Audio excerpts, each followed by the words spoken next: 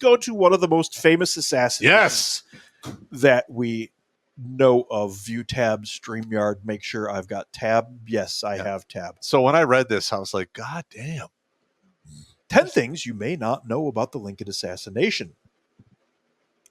First of all, he was assassinated. I bet you didn't know that. Booth initially planned to kidnap Lincoln. I had heard this. I don't know any of the details around it, but I recall hearing it. After meeting with Confederate spies, Booth spearheaded a plot to abduct Lincoln, bring him to the Confederate capital of Richmond, and use him as a bargaining chip to secure the release of rebel prisoners. On March 17, 1865, Booth and his fellow conspirators hid along a country road in D.C., intending to commandeer the presidential carriage that was scheduled to carry Lincoln to a matinee performance of a play. Lincoln, however, had a change of plans and never showed. Some of the co-conspirators abandoned the plot thereafter, and Booth had to change plans as well.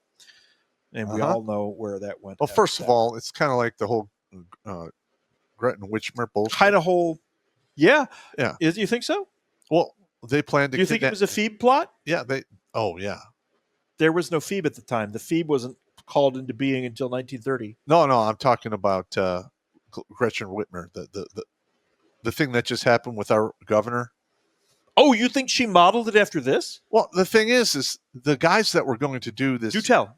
They were going to do this plot to. They were going to kidnap her. Yes. And take her like somewhere else, and then try her in absentia, or try her for treason, and then hang her, or whatever they're going to do. That is asinine. Yeah, you don't do that kind of thing. You need to especially in this age. You need to have like 10,000 dudes to be able to pull some shit off like that. It's especially in this age with the electronics that we have around here. Yeah. For a real good discussion of the Whitmer thing, look up Radix Verum. I believe her film is Kidnap and Kill an FBI Terror Plot. It's extremely good. But if Booth was planning to kidnap Lincoln, he was a fucking moron. Because that's never going to work out. Nobody credited him with great intelligence, though. Yeah, I know. But come on. I mean, to think something like that, you got to be like a 65, 70 IQ individual. That's just asinine. Yeah, okay. I'll buy that. All right. He was a thespian, though. Oh, yeah. Continue on.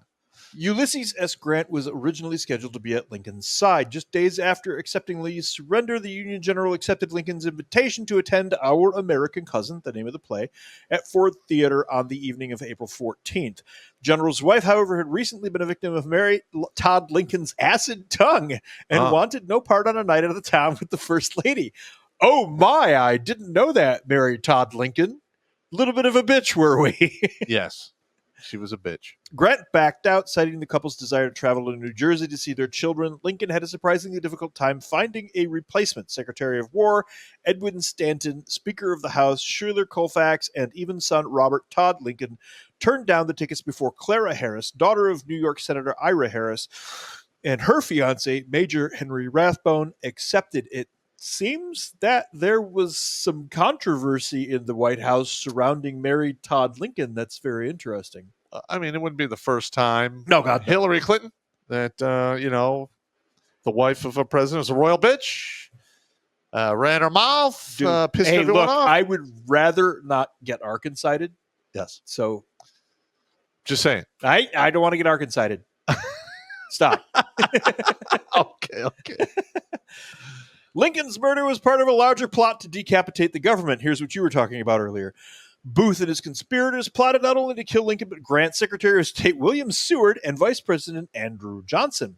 Grant's unexpected departure removed him as a target. George Atzerodt lost his... Atzerodt? Yeah, Atzerodt lost his nerve and failed to follow through on his assignment to slay Johnson at his residence. He still got the rope. In the Kirkwood House Hotel. At the same time, Booth shot Lincoln. Lewis Powell stormed Seward's house and repeatedly stabbed the cabinet member who was bedridden after a near-fatal carriage accident. Seward somehow survived the attack because Murphy is like that. And everyone in this plot, even if they chickened out or not, got the rope. The lives of the Lincoln's guests at Ford's Theater ended in tragedy as well. After shooting Lincoln, Booth slashed Rathbone's left arm from his elbow to his shoulder And in that time, there goes your arm, pal. Yep. Rathbone recovered from the stab wounds, but not from the trauma of the night. After marrying Harris, who also happened to be his stepsister in 1867, he grew increasingly erratic and perhaps suffered from some post-traumatic stress. Get over yourself. That was probably from the war. Yeah. 2 days before Christmas in 1883, he fatally shot and stabbed his wife before stabbing himself repeatedly in a suicide attempt. Once again, however, he survived the knife wounds because life is like that. Rathbone lived out the remaining 3 decades of his life in an asylum for the criminally insane. The fourth member of the presidential box on the night of the assassination, Mary Todd Lincoln, was herself institutionalized in 1875. Wow. I didn't know that. I didn't know that either. Lincoln's death was not universally mourned in the North. Guess what? Lincoln isn't quite the hero everybody thinks he is. No, Sorry. Listen. He did some things. He was fucking raging, tyrannical asshole. He basically ran the 10th Amendment over. Yes. Well, here's the thing. You're in the middle of a fucking civil war. Yep. All right. You're going to have to, if you want to win, you're going to have to get a little medieval. I mean, it's a war. Okay. Yeah. And a lot of the people were not willing to, make that concession, and they hated his goddamn guts. Yes. Yeah, they didn't want war. Yeah. As Martha Hodes recounts in her book Mourning Lincoln, some Northerners who thought Lincoln too dictatorial and some radical Republicans thought him too lenient toward the Confederacy welcomed news of his assassination. After a meeting of radical Republicans hours after the shooting, Indiana Congressman George Julian recorded in his diary that the universal feeling among radical men here is that his death is a godsend. I would like to see that quote. Yes. I have a hard time believing the word radical was used. Radical Republicans. But this was written in current year. That's my point. Yes. I want to see the actual written quote. Michigan Senator Zachariah Chandler wrote to his wife that God had permitted Lincoln to live only as long as he was useful and then substituted a better man, Johnson, to finish the work. Bullshit. Mary Todd Lincoln thought the vice president was involved in the conspiracy. Hours before shooting, Lincoln Booth had mysteriously called on Johnson at the Kirkwood house and left a handwritten calling card that said, "Don't wish to disturb you. Are you at home? J. Wilkes Booth." The First Lady, as she wrote to a friend, believed that the miserable inebriate Johnson had cognizance of my husband's death. Why was that card of Booth's found in his box? Some acquaintance certainly existed. That is a good question. Okay, so I'm going to go assassinate a president, right? I don't really want to be implicated right away, even though he was stupid and was there because he was a thespian and everyone knew him. I would wager that he took the card to that house to help implicate the vice president to further stir the pot. Could be. Because there's, that I know of, no other reference to this. Okay. That I know of. Lincoln and Booth had a previous encounter at Ford's Theater. On November 9th, 1863, the Lincolns watched a performance of The Marble Heart starring John Wilkes Booth at Ford Theater. Mary Clay, one of the Lincoln's guests, recounted after the assassination that twice Booth, in uttering disagreeable threats in the play, came very near and put his finger close to Mr. Lincoln's face. After Booth gestured menacingly toward the president the third time, Clay said, "Mr. Lincoln, he looks as if he meant that for you." The president replied, "Well, he does look pretty sharp at me, doesn't he?"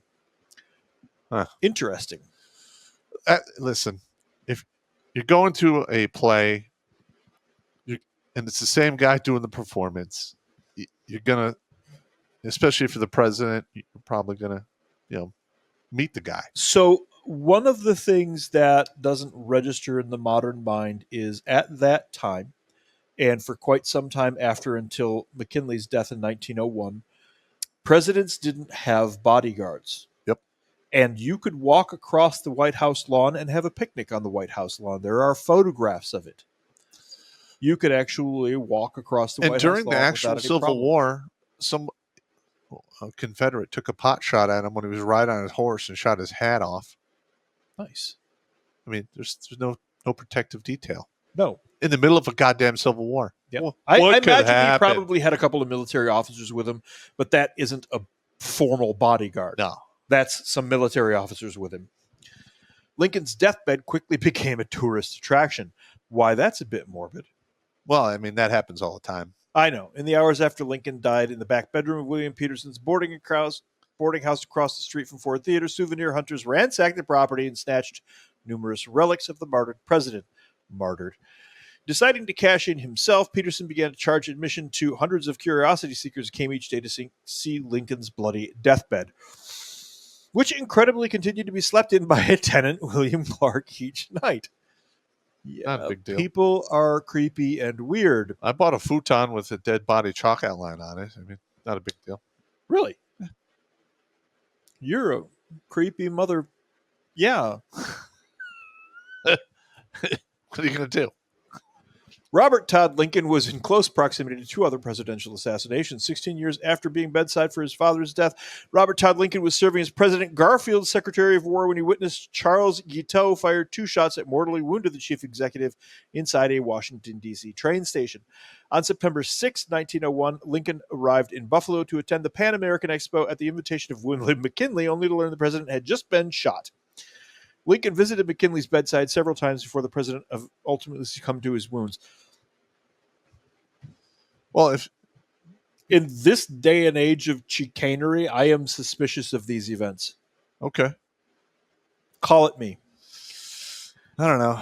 Another deadly tragedy struck Ford Theater during the funeral of Booth's brother when John T. Ford attempted to reopen Ford Theater to performances on July 10, 1865. Stanton, who was opposed to it ever being used again as a place of public amusement, dispatched heavily armed soldiers to prevent the show from going on. The federal government eventually purchased Ford Theater for $100,000, gutted the auditorium, and converted the building into War Department offices. Yikes. On June 9th, 1893, at the precise moment when funeral services for Edwin Booth began inside New York's Church of the Transfiguration, 3 floors of the Ford Theater collapsed into the basement and killed 22 federal workers. I did not know that.